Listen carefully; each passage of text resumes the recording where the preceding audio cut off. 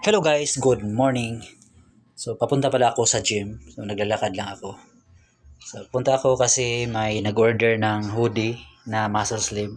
So ito yung binibenta ko ng mga hoodie. Mura lang, tag 130 lang.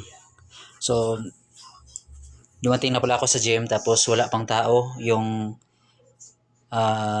nagbabantay lang yung nasa gym. So ako lang mag-isa dito. So warm up muna tayo para hindi tayo mapilayan. So panglimang balik ko pala ito sa gym kasi hindi ako nakabalik ng mga nakaraan kasi nabisi ako, may tinatrabaho ako. So ganito lang yung warm up ko. Tapos push ups. So nakapag push ups din ako ng 3 sets. 12 repetition. So importante din itong push ups para sa ating katawan at mga balikat sa dito sa may arm natin.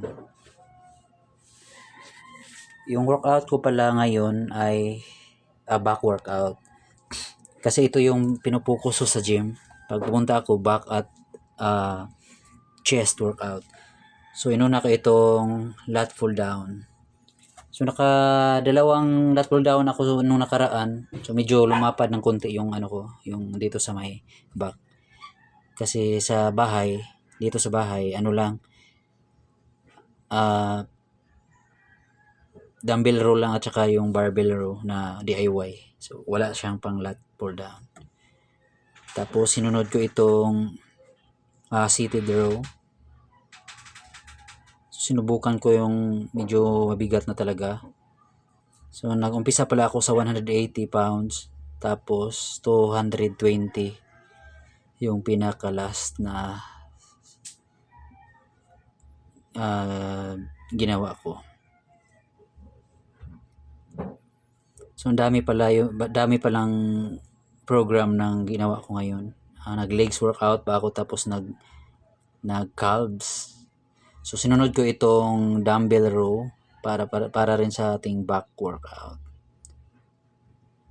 So umpisa ako sa pinaka magaan para sa akin, tapos pinaka last yung medyo mabigat na.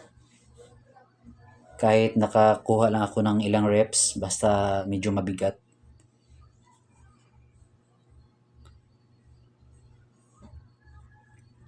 Pinakalas na dumbbell row ko ay mga 80 pounds lahat.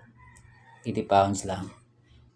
Tapos, sinunod ko ang barbell row. So, yung ano lang pala na barbell, yung bar yung ginamit yun, medyo maliit. Ito. So, nag-umpisa ako sa 40 pounds hanggang 80 pounds. So, per sets pa to. Maganda talaga sa gym kasi makabuhat tayo na medyo mabigat. Dito sa bahay, pang-maintain na lang to. Pag hindi tayo nakapunta ng gym, kahit sa bahay na lang para ma-maintain yung basic natin. Tapos, biceps workout din ako. So, sinabayan ko siya ng biceps. Yung program ko ngayon, back workout, biceps, tapos leg workout. So sa dumbbell, pinakamabigat na dumbbell hammer na ginawa ko ay nasa mga 60 pounds. Meron din tayong barbell para sa ating biceps. Yung maliit na barbell pa rin yung ginawa ko. So umpisa ako sa 40 pounds hanggang nagdagdag ako hanggang 60 pounds. Pinaka last set.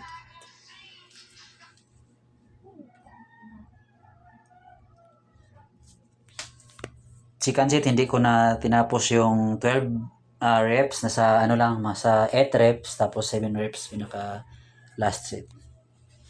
Maraming salamat sa panonood and follow for more.